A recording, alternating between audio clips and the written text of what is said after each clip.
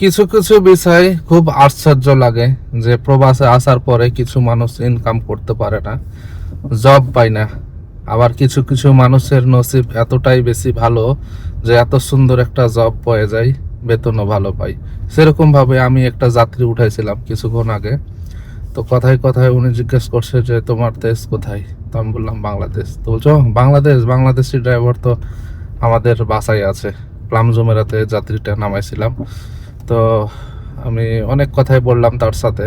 সে বলছে যে তাকে আমরা 3,500 দেরাম মাসে বেতন দেই, থাকার জন্য জায়গা, খাওয়া দাওয়ার জন্য 500 দেরাম দেই।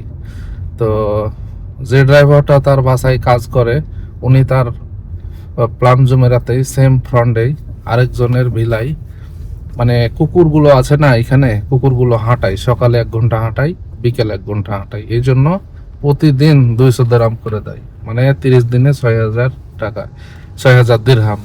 তো একটা মানুষ যদি এক জায়গাতে থাকা খাওয়া বাদ দিয়ে যদি 3,500 দিরহাম স্যালারি পায় ড্রাইভিং জবের জন্য, আর কুকুর চড়ার জন্য অন্য একটা ভিলায় যদি সে বেতন পায় প্রতি মাসে 6,000 দিরহাম, তার প্রায় 9,000 সাড়ে 9,000 দিরহাম ইনকাম আছে। তো এরকম কপাল নিয়ে হয়তো বা সবাই আসে না, আর এরকম জব সবাই পায়ও না। কিছু কিছু মানুষের নসিব ভালো, এরকম জব পাওয়া যায়। আর এরকম যদি জব পাই তো তার জীবনে আর কোনো কিছু লাগে না।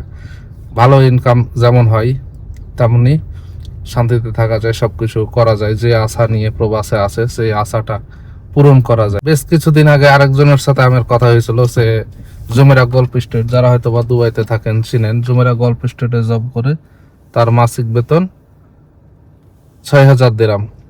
আসলে নর্মালি দুবাইতে যারা ড্রাইভিং জব করে 2,000-2,500 হয়তো বা এরকমই বেতন হয়। কিন্তু কিছু কিছু জায়গায় হয়তো বা কোনো ওনার যদি ভালো হয়, টাকা পয়সাওয়ালা হয়, দেলওয়ালা হয়, মনওয়ালা হয়, তখন স্যালারিটা খুব ভালো দেয়। বিশেষ করে ইউরোপিয়ানদের বাসা বাড়িতে অথবা কোম্পানিতে কাজ করলে এরকম ধরনের সুযোগ সুবিধাগুলা বেশিরভাগ পাওয়া যায়। তো প্রবাসে মানুষ একমাত্র আছে টাকা ইনকাম করার জন্য, আর এখানে এসে যদি এরকম একটা ভালো ধরনের জব পাওয়া যায় তাহলে আর কি লাগে।